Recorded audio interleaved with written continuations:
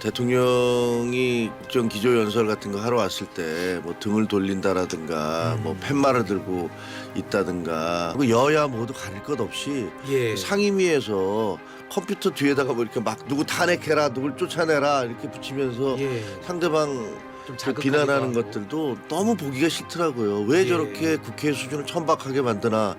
없어져야 될 그런 정치 문화이긴 하지만 그것이 비상계엄의 명분이 될 수는 더더욱 없는 것이고.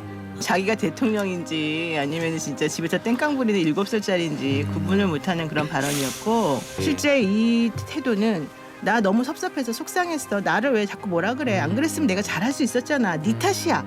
결국 남 탓을 하는 남 것밖에 탓? 안 되거든요. 이게 한 나라의 대통령이라고 한 사람의 발언이라고는 도저히 생각할 수가 없고 12월 3일 비상계엄의 밤에 저는 검사 출신 한동훈은 정치인 한동훈으로 완전히 다시 태어났다라고 생각을 합니다.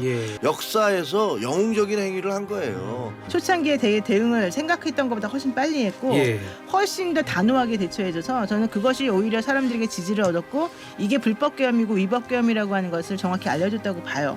그런데 그 이후에 태도가 또 갈팡질팡하면서 사람들이 한덕수 헷갈리게 총리와의- 말했어요. 이런 모습들이 좀 성숙하지 않은 혹은 완벽하게만 아까 변했다고 하셨는데 완벽하게 탈바꿈하지 못한 껍질을 깨고 나오려고 하는 중인 그런 상황의 모습이었다고 보고 앞으로 많이 좀 배우셔야 될 것 같아요. 어제 헌법재판소 제7차 변론에서는요, 윤석열 대통령은 이렇게 말했습니다. 아무리 미워도 얘기 듣고 박수 한번 쳐주는 게 대화와 타협의 기본이다. 그거 어렵나? 이런 이야기를 했는데요. 신인규 아침저널 2부를 함께 해주실 소중한 두 분입니다. 대화와 타협의 기본인 박수로 맞이하겠습니다. 김종혁 국민의힘 전 최고위원 그리고 노영희 변호사 어서 오십시오. 박수. 네, 안녕하세요. 계엄 일으키지 마시라고 제가 박수로 일단은 맞이했습니다. 와, 괜히 의문의 일편당한 것 세다. 같아. 앉자마자. 앉자마자. 박수를 쳐드렸습니다. 아니 근데 이제 오해 소지 있으실까봐 제가 그래도 발언의 앞뒤를 좀 짚어드리겠습니다. 윤석열 대통령 발언인데요. 예산안 기조연설을 하러 가면 아무리 미워도 대통령 얘기 듣고 박수 한번 쳐주는 게 대화 타협의 기본인데 취임하고 갔더니 로텐도홀에서 야당이 대통령 퇴진 시위를 하고 의사당에 들어오지도 않아서 여당만 보고 반쪽짜리 예산안 기조연설까지 내가 참고 했다. 이제 이런 식의 발언을 하신 건데 이 발언에 대해서 두 분의 의견을 한번 좀 여쭙고 싶습니다. 먼저 우리 김정혁 최고위원님. 좀 민망한데 그 심정은 이해가 돼요. 대통령께서 하신 말씀에 심정은 이해가 되죠. 그리고 뭐 국회가 저는 뭐 대통령이 그 국정 기조연설 같은 거 하러 왔을 때 뭐 등을 돌린다라든가 뭐 팻말을 들고 있다든가 뭐 이런 것들이 별로 옳지 않다고 생각해요. 그리고 여야 모두 가릴 것 없이 상임위에서 컴퓨터 뒤에다가 뭐 이렇게 막 누구 탄핵해라 누굴 쫓아내라 이렇게 붙이면서 상대방 비난하는 하고. 것들도 너무 보기가 싫더라고요. 왜 저렇게 국회 수준을 천박하게 만드나 이런 생각이 있어요. 그러니까 그런 부분에서 대통령으로서 뭐 기분이 나쁜 거는 충분히 이해할 수가 있는데 근데 사실은 그거는 본인에 해당된 것만 아니고 우리 당도 과거에 문재인 정부에 대해서 문재인 대통령에 대해서 그렇게 공격을 했거든요.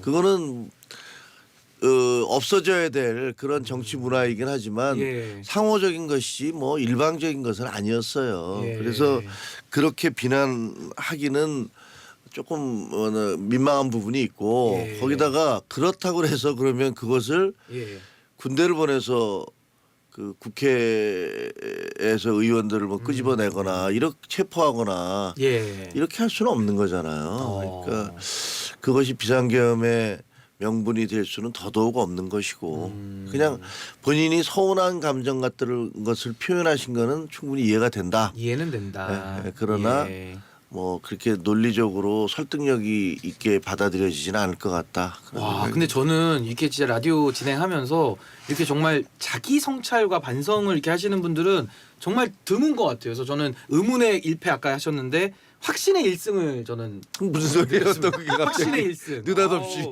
갑자기 저도 좀 이렇게 증명스럽죠. 또 정말 네. 이렇게 또 말씀을 균형 있게 또 해주셔서 참 너무 듣기엔 좋았고 우리 노영희 변호사님은 요 발언에 좀 한정해서는 어떻게 어제 바라보셨습니까?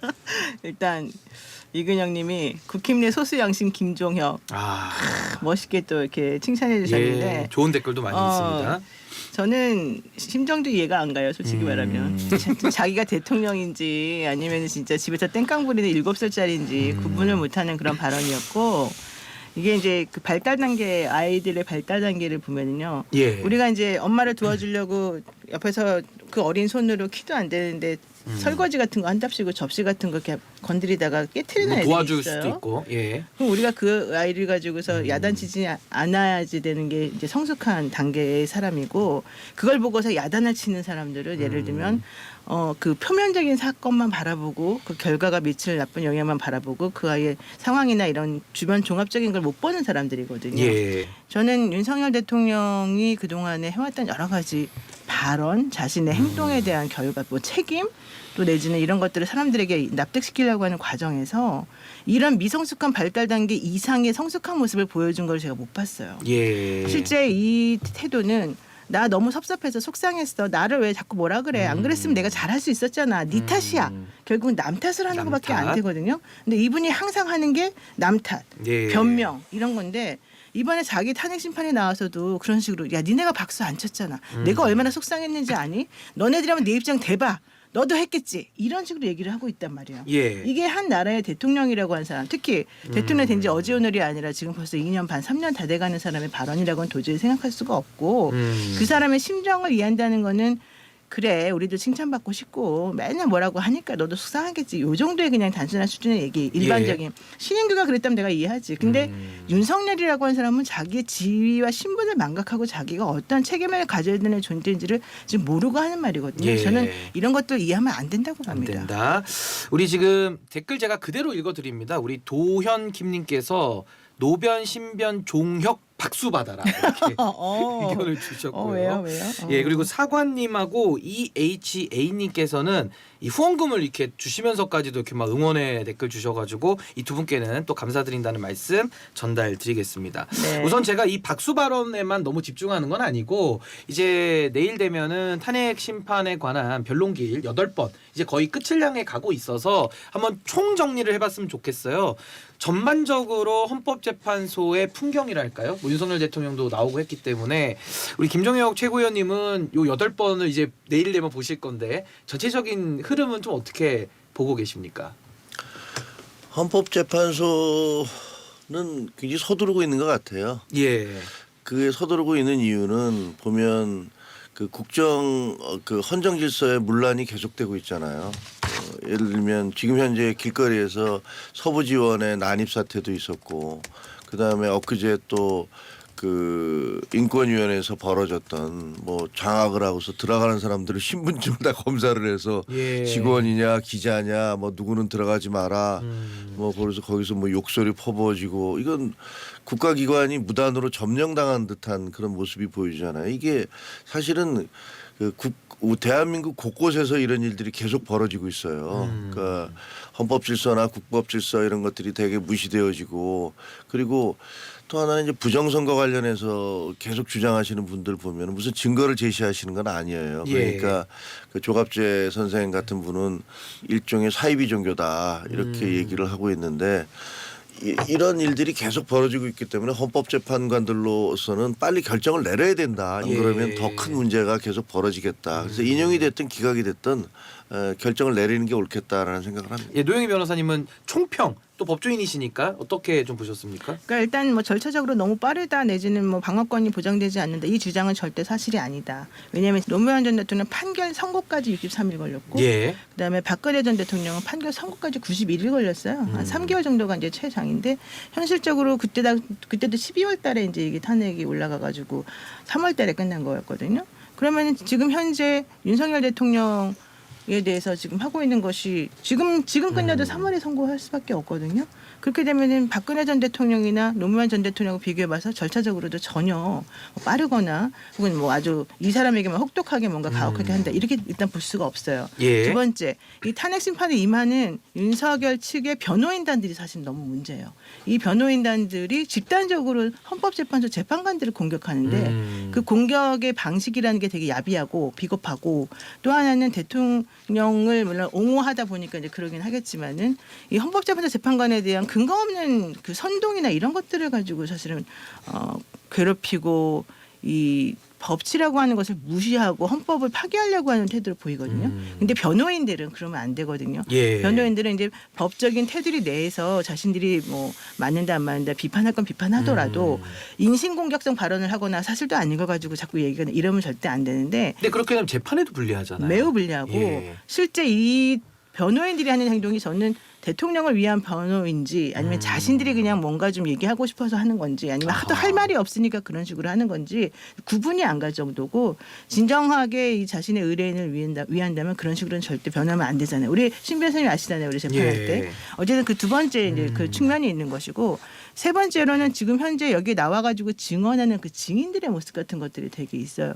뭐 예컨대 뭐 A 증인, B 증인, C 증인 해가지고 쭈루루쭈루 나오잖아요. 그럼 그 사람들이 사실은 윤석열이라고 하는 절대적인 자신의 이제 권력자였던 사람을 딱 앞에 놔두고 거기에서 뭔가 증언을 해야 된다 그러면 초창기에 검찰이나 수사기관에서 했었던 그거하고 달라질 수밖에 없는데 이 증인 신문의 방식이나 이럴 때 항상 윤석열 씨가 끼어들고 딱 두 눈을 부릅뜨고 나가지고 막 뭔가 이렇게 뭐라 야단치려는 분위기를 형성하고 이러면 사실은 제대로 된 발언할 수가 없고. 그 사실 상급자잖아요. 그럼요. 사실상. 그리고 바로 직접적으로 예, 그와 직접 연관된 상관이고. 또 하나는 그 지금 증인으로 나온 사람들도 결국은 다 피고인들이고 피의자들이기 때문에 예. 결국 이해관계가 똑같아요. 저쪽하고. 그런 상황에서 자신들의 죄를 덜기 위해서는 결국 윤석열 씨가 주장하는 것하고 같은 궤를 가야 되기 때문에 실제 그 사람들이 보여주는 태도라고 하는 것은 순수하게 정말로 객관적인 지시를 말한다고 보기가 좀 어려운 부분들이 있는데 그럼에도 불구하고 그들이 이제 진술을 하면서 진실을 안 말하는 것 같은 거예요. 왜 그렇게 느끼냐면 진술이 자꾸 검찰에서 했을 때랑 물론 다른 것도 있고 자기 스스로 막 얘기하다가 모순적인 진술들도 되게 예. 많이 해요. 그래서 오히려 스스로 지금 자기가 파놓은 함정에 빠지는 모습을 보이거든요. 그런 것들을 보게 되면 상당히 좀 문제가 있고 예. 또 하나는 장외에 있는 다 자기의 지지자들을 결집하기 위해서 정말 별별 수단을 다 쓰는 거다. 근데 전체적으로 봤을 때는 이거 되게 옳지 못한 예. 아주 안 좋은 이 심판의 한 전형이다 이렇게 봅니다. 좀 안 좋게 봤다. 저는 우리 최고위원님께 조금 이거는 아픈 질문일 수도 있는데 좀 드리자면 국민의힘의 의원님들 있지 않습니까? 꽤 다수 이분들이 당시에 체포영장 집행 국면에서는 관저에 가가지고 시위를 하면서 이제 공적인 힘을 뭐 권위를 부여해 준다고 할까요? 과연 공당에 소속된 국회의원들이 국민의 대표들이 개인 자격이라는 게 성립하는지도 의문이고 이런 식으로 윤석열 대통령과의 자꾸 그 연결을 가지고 갔을 때 국민들이 느끼는 불안감 내지는 국민의힘이 받는 평가 좀 이런 거에 대해서는 어떤 생각을 갖고 계십니까? 그 비상계엄이 처음에 그 내려졌을 때 우리 당에서 비상계엄이 옳다라고 주장하는 분은 한 분도 없었어요. 사실 그때 당시에 친윤이라는 분들도 아유 이제 끝났다. 우리 이제 정권 넘겨줘야겠네. 그리고 이제 대통령 하야할 수밖에 없겠다. 이런 얘기들 하셨거든요 그때. 예. 그런데 분위기가 대통령이 뭐 자진 퇴진하겠다고 약속을 하셨다가 5일 뒤에 갑작스럽게 나는 잘못한 게 없고 맞서 싸우겠다. 라고 얘기하시면서 분위기가 예. 바뀌기 시작했잖아요. 그리고 물론 그 분위기를 바뀐 데는 민주당이 그 제대로 대응을 이상하게 밀어붙이듯이 점령군대 하듯이 뭐 줄탄핵을 예. 시키겠다, 무슨 계엄 그 카톡 계엄을 하겠다 이러면서 사람들의 감정을 자극시켰단 말이에요. 그래 윤석열은 그러면 윤석열 대통령은 계엄을 해서 이제 쫓겨날 위기에 처했는데 이재명 대표 당신도 여러 가지 문제가 있는 사람인데 당신은 뭐 그렇게 멀쩡해, 뭐 그렇게 잘난 듯이 나타나 이런 것들이 막 겹쳐지면서 이런 감정들이 중첩되고 이러면서 퍼펙트 스톰처럼 팍 터져버린 거란 말이에요. 그러니까 이제 우리 당에서도 입장이 바뀐 거잖아요. 예. 이제는 뭐 계엄이 계몽이다 뭐 이렇게 주장하는 사람도 사실 의원 중에서도 그게 뭐 잘못됐어요라고 얘기하는 사람들도 과거에는 전혀 없다가 이제 생겨나기 시작한 거고. 근데 갑자기 바뀌었어요. 갑자기. 아니 그건 뭐 이 분위기가 갑자기 일어난 거니까 한 달 사이에 갑작스럽게 일어난 거니까 저희가 뭐 완전히 떨어졌다가 다시 예. 확 올라간 거잖아요. 근데 뭐 그래봤자 해봤자 과거에 사실 우리하고 민주당이 좀 비슷비슷 왔다 갔다 하다 우리가 좀 뒤처지기도 했다가 예. 뭐 어떤 때는 앞섰다가 뭐 이래 있었는데 그게 그냥 복귀된 거에 불과해요. 예. 하지만 워낙 떨어졌으니까 상대적으로 이게 우리가 굉장히 올라가고 있구나라는 이런 착시 현상을 주는 건데 그 전 지도부는 한동훈 지도부는 그 입장이 분명했잖아요. 아 이거 예. 대통령이 비상경험 잘못한 거니까 대통령은 자진해서 탈당을 하시든가 우리하고 절연을 하자. 그래서 우리 당은 윤석열, 김건희 두 분이 없는 국민의힘으로 가자. 예. 그래서 이재명 대표가 지배하는 민주당과 싸우자. 그럼 우리가 승산이 있다. 예. 이런 얘기를 했었는데 그 지도부는 쫓겨났고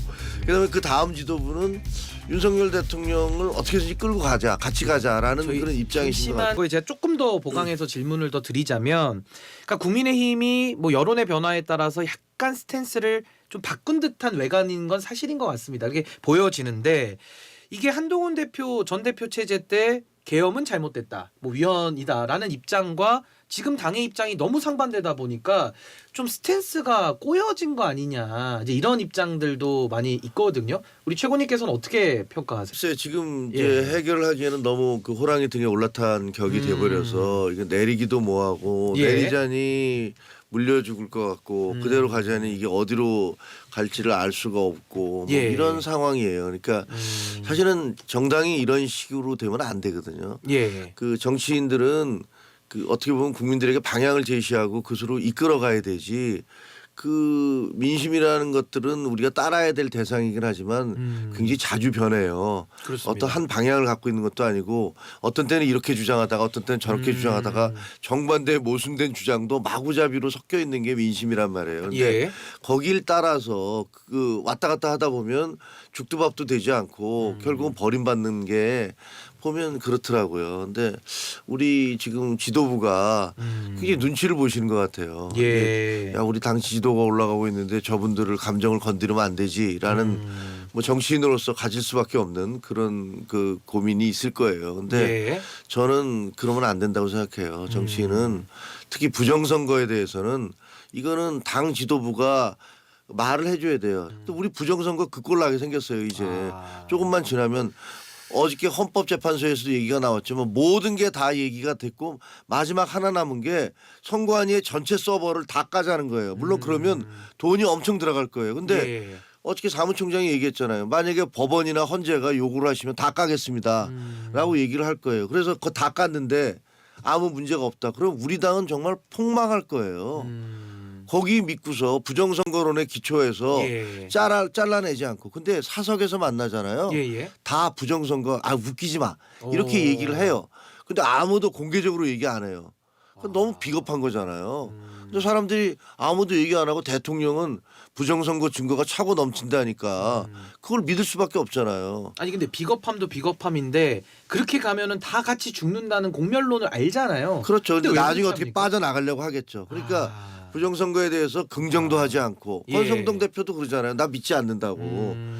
그렇다고 해서 그것을 아니라고 부인하지도 않고 그러면서 이렇게 쉽게 얘기하면 이렇게 라인을 타고 가는 건데 비슷하게. 줄타기를 하고 있는 건데 나는 그거 잘못됐다고 생각해요. 그렇게 하면 정치인으로서 그렇게 하면 안 된다고. 노영희 변호사님 보실 때는 뭐 국민의힘 일이긴 합니다만은 한번 좀 지켜보실 때 어떤 조언이 좀 필요하다고 보십니까? 저는 국민의힘이 일단 자신이 없는 것 같아요. 그러니까 자꾸 그 극렬 지지자 혹은 뭐 정강훈류의 그런 지지자들이 많이 본인들을 지지한다고 생각하는 것 같아요.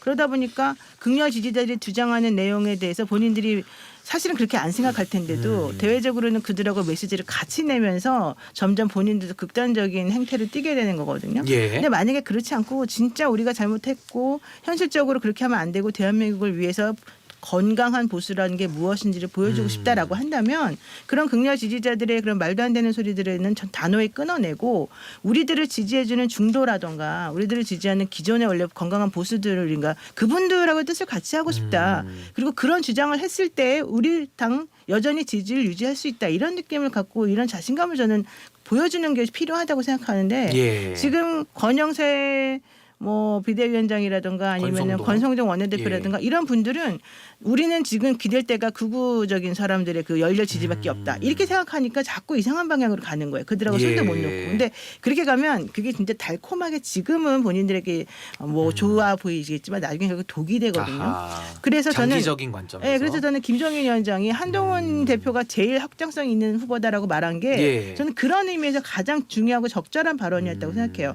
아니 한동훈 대표가 어떻게 앞으로 좀 언제쯤 움직인다고 보세요? 뭐 2월 네, 중으로는 어떻게 움직이시겠지만 저는 아까 이제 유승민 의원님이 전 의원님이 말씀하신 검사 윤석열이 되었는데 뭐 찍겠냐. 뭐 찍겠어라고 얘기하시잖아요. 근데 저도 평생 기자 생활을 했잖아요. 30년 넘게 기자 생활을 했고 정치부 기자로서 많이 지켜봤는데 사실은 이 지적이 그 많은 분들에게 소구력이 있는 건 사실이에요. 그렇지만 제가 옆에서 지켜보기엔 12월 3일 비상계엄의 밤에 저는 검사 출신 한동훈은 정치인 한동훈으로 완전히 다시 태어났다라고 생각을 합니다.